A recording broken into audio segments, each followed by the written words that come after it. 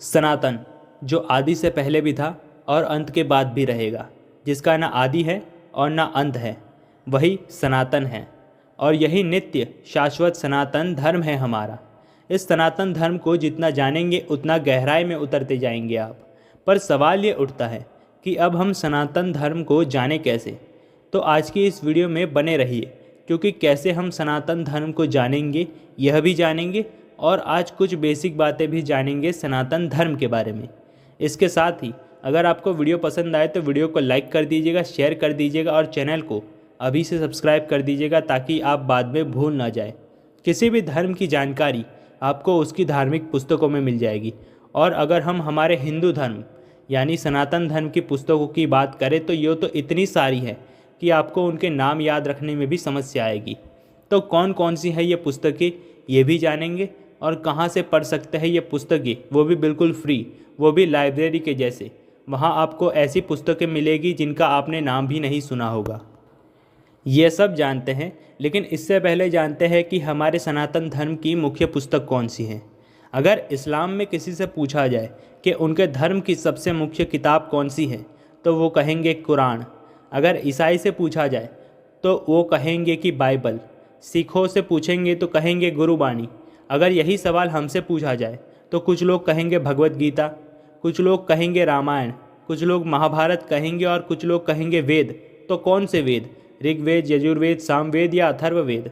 क्योंकि हम में से ज़्यादातर को तो ये पता ही नहीं है कि हमारी मुख्य पुस्तक कौन सी है, हमारा सबसे बड़ा धर्म ग्रंथ कौन सा है। सनातन धर्म का सबसे बड़ा धर्म ग्रंथ, मुख्य ग्रंथ है वेद। वेद एक ही है पर उसको अलग अलग भागों में विभाजित किया गया है, ऋग्वेद, यजुर्वेद, सामवेद और अथर्ववेद। और प्रत्येक वेद को अलग अलग शाखा में विभाजित किया गया है। तो जो वेद एक है उसे आदि वेद भी कहा जाता है। वेद यानी श्रुतियाँ जो भगवान के मुख से प्रकट होती हैं।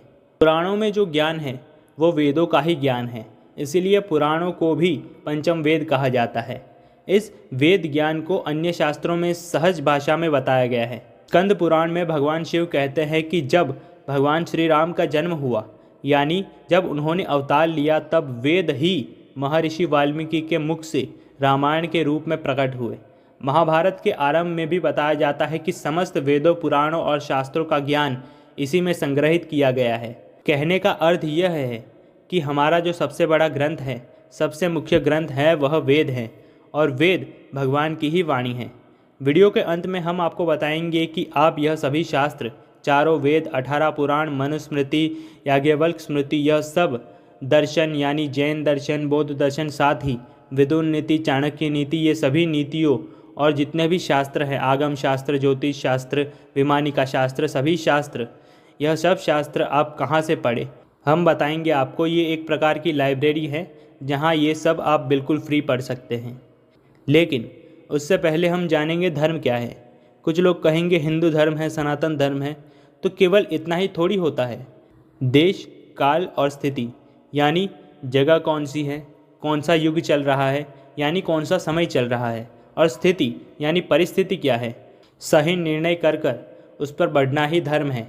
इसे अगर सरल भाषा में समझाए तो हमारे जो शास्त्र है, शास्त्र जो आज्ञा करे कि यह करना है उसका पालन करना धर्म है। शास्त्र जो आज्ञा करे कि यह नहीं करना और अगर हम वह नहीं करते तो धर्म है। यानी शास्त्र अगर कोई गलत काम करने को मना करता है और अगर हम वो गलत काम नहीं करते तो वो हम धर्म पर चल रहे हैं। अब शास्त्र जो आज्ञा करता है कि यह नहीं करना चाहिए और अगर हम वह करते हैं और जो करना चाहिए वो नहीं करते तो यह अधर्म है। उदाहरण के लिए, झूठ बोलना पाप है पर वह धर्म के मार्ग पर, सत्य के मार्ग पर चलता है तो वो सत्य से भी उत्तम है। झूठ बोलने की स्थिति बदल जाती है। इसीलिए मैंने आपको पहले बताया था कि देश, काल और स्थिति कैसी है उसके ऊपर से हमें धर्म से चलना है। जैसे झूठ बोलना पाप था पर स्थिति रक्षा की बनी तो झूठ भी पुण्य हो गया। अब जानते हैं कि अलग अलग शास्त्र हम कहाँ से पढ़ सकते हैं। तो वीडियो के डिस्क्रिप्शन में वेद एजुकेशन नाम की ऐप की लिंक है।